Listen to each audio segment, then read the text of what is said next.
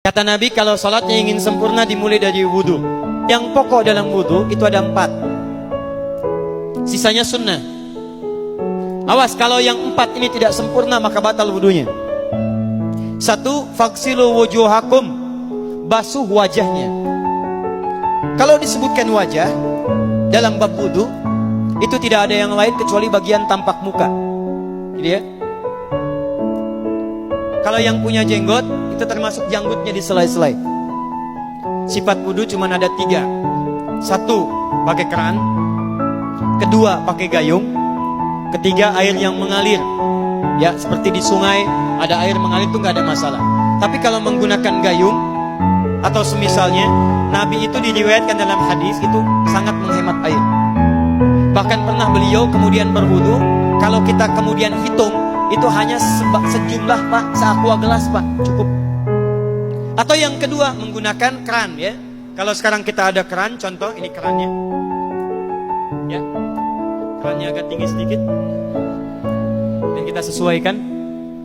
Ambil airnya. Misal contoh, ghosala.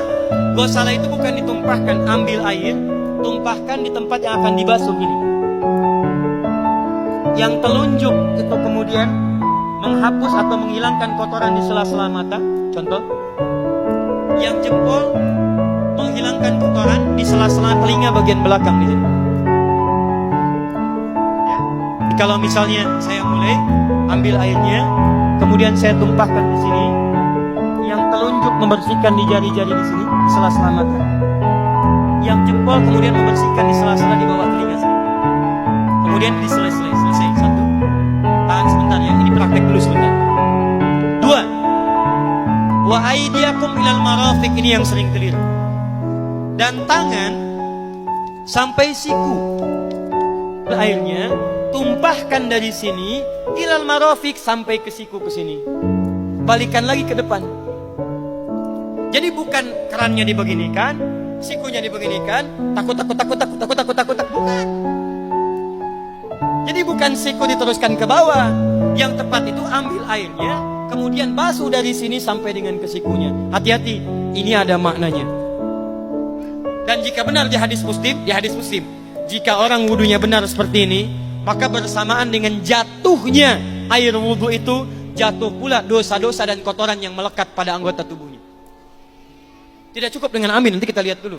Tangan selesai pindah kemana? Bukan ke rambut, tapi kepala. Jadi dalam bab wudu yang diusap bukan rambutnya, kepalanya. Itulah keadilan Allah. Kalau yang diusap kepalanya, semua manusia yang hidup pasti punya kepala. Tapi kalau yang diusap rambutnya, ada ketidakadilan karena tidak semua orang punya kepala, punya rambut. Tuh. Nah sekarang lihat sini. Ketika kita diminta mengusap kepala, bahasanya masaha. Masaha itu begini. Ini saya bentar. Bismillah. Ini ya. Ambil airnya, tumpahkan, baru kemudian diusapkan ke kepalanya. Paham ya? Kalau yang ghosala, ambil, tumpahkan di tempat yang akan dibasuh. Tapi kalau masaha, hati-hati. Ambil airnya, tumpahkan, baru diusap. Jadi bukan diambil air, tumpahkan di kepala. Yang dibasuh kepalanya bukan rambutnya. Jadi kalau ada laki-laki sudah dandan, sisiran, rapi, tiba-tiba keran dibuka, yang diusap cuma rambutnya, ulak, itu batal wudunya, tidak sah, harus diulang. Terakhir kaki dibasuh sampai dengan bagian mata kakinya, dan ini tidak perlu saya terangkan karena mudah bagi kita untuk mempraktekannya. Tapi yang ingin saya jelaskan satu ini saja, perhatikan baik-baik. Yang 4 ini wajib wudu, tambahannya sunnah. Niat dimasukkan dalam wajibnya. Lihat sini, kumur-kumur sunnah, telinga sunnah, istinsyak sunnah. Yang 4 ini wajib. Tapi terlepas dari wajib dan sunnahnya, perhatikan baik-baik. Kenapa ini disebut dengan wudu? Dan hebatnya Al-Quran mengistilahkannya dengan toharah. Toharah. Apa itu toharah? Apa itu suci? Toharah. Apa itu toharah? Suci. Apa itu suci? Toharah. Ada taharah, ada nadhafah, itu beda.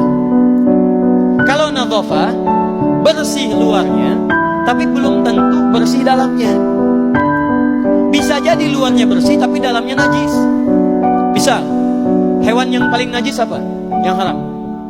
Misal hewan tadi itu, hewan babi misalnya, misal dibersihkan, dimandikan, disisir sampai bersih. Bersih tidak? Bersih. Tapi halal tidak? Suci tidak? Tidak. Al-khinziru nadhifun walakinnahu ghairu tahir. Babinya bisa bersih tapi tetap tidak halal, tidak suci dia, tetap haram, tetap najis. Paham? Tapi kalau bersih luarnya dan suci dalamnya, maka kalimatnya berubah dari nadhafah jadi taharah. Taharah. Orangnya disebut dengan tahir. Kalau rajin dikerjakan disebut dengan mutatahhir.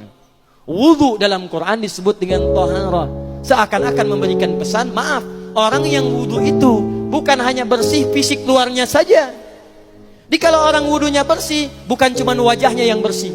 Kalau wudunya benar, bukan kotoran di tangan saja yang hilang. Tapi mohon maaf, fisik dalamnya itu ikut suci.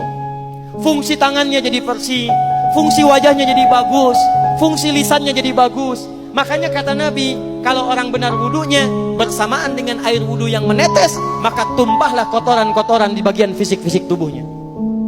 Jadi kalau kita benar wudunya kumur, masukkan, keluarkan, bersamaan dengan keluarnya air itu, maka kotoran-kotoran di lisan pun ikut keluar. Tangan dibasuh, bersamaan dengan dibasuhnya tangan, fungsi tangan yang kotor-kotor itu ikut hilang. Hadis Muslim. Makanya orang yang setelah selesai wudu dia berdoa, apa wudunya? Apa doa wudunya? Asyhadu an la ilaha wa asyhadu anna Muhammadan Allahumma minat waj'alni minal, lihat sini, minal mutatahhirin, minat tawabin. Lihat. Bapak Ibu kan baru wudu, tapi kenapa doanya selesai tobat? Allahumma ja'alni minat tawabin. Ya Allah, jadikan saya termasuk orang tobat. Kita kan baru wudu, kenapa doanya baru selesai tobat? Sedangkan tobat itu mengakui kesalahan, menyesali kesalahan, dan berjanji meninggalkan yang salah, mengganti dengan yang baik-baik. Makanya kalau orang wudunya benar itu, begitu dia kumur-kumur, dia ingat kesalahan apa yang dikerjakan oleh lisannya. Jadi begitu kemudian ditumpahkan airnya, hilang kotorannya. Maaf, yang suka mencela wudu, selesai wudu tidak akan mencela lagi karena tobat dari celaan. Makanya kalau wudu Anda benar, coba ingat-ingat, siapa korban dari lisan Anda yang tajam itu? Apakah ibu Anda yang pernah menangis karena lisan Anda? Apakah ayah Anda yang kecewa karena kalimat-kalimat Anda? Apakah tetangga Anda yang menjauhi Anda karena kata-kata kotor Anda? Kalau tiap hari Anda wudu, tapi kemudian lisan Anda masih kotor juga, ada yang salah, Anda cuma menghabiskan air untuk menghilangkan kotoran di lisan. Itu tanda pertama. Tangan basuh. Makanya orang yang wudunya benar, tangannya tidak akan berbuat yang kotor lagi sampai ke ujung kakinya. Karena itulah ibadah ini disebut dengan wudu, seakar dengan kata dau. Kata para ulama, mereka sebagian mengatakan dau artinya cahaya, dau artinya sinar, dau artinya al-husnu, baik budi pekerti. Kalau orang benar wudunya, bertambah sinar di tangannya, sinar di wajahnya, sinar di lisannya. Apa sinar itu? Di dunia sinar-sinar amaliyah kebaikan, sifat-sifat baik, di akhirat pancaran-pancaran kemuliaan. Satud'a ummati yaumal qiyamati ghurral muhajjalin. Akan dipanggil umatku di hari kiamat dengan banyak cahaya melekat di tubuhnya. Tangannya ada cahaya, matanya ada cahaya, wajahnya bercahaya, kakinya bercahaya. Cahaya apa itu? Kata Nabi, min atharil wudu, dari bekas wudunya. Jadi kalau kita benar wudunya, itu kita jadi orang baik. Ada cahaya kebaikan dalam diri kita. Itu yang disebut dengan tawabin. Makanya kalau bapak ibu tiap hari wudu, Allahumma ja'alni minat tawabin, tapi mulut tidak tobat, tangan tidak tobat, kaki tidak tobat, ada yang salah dengan wudunya. Waj'alni minal mutatahhirin, jadikan saya orang bersih dan suci. Jadi kalau selesai wudu, pakaian bersih, wajah bersih, tangan bersih. Ini pakaian bersih, pakai jas, pakai dasi, tapi tangan tidak bersih, korupsi juga, mencuri juga, menipu juga, ada yang salah dalam wudunya. Kalau kita bisa mengerjakan wudu ini dengan baik, maka naik status kita. Disebut sebagai, langsung oleh Al-Quran, disebut hamba yang dicintai oleh Allah Subhanahu wa ta'ala. Di Quran surah kedua Al-Baqarah ayat 222. Saya tutup. Lihat ayatnya. Di ujung ayatnya.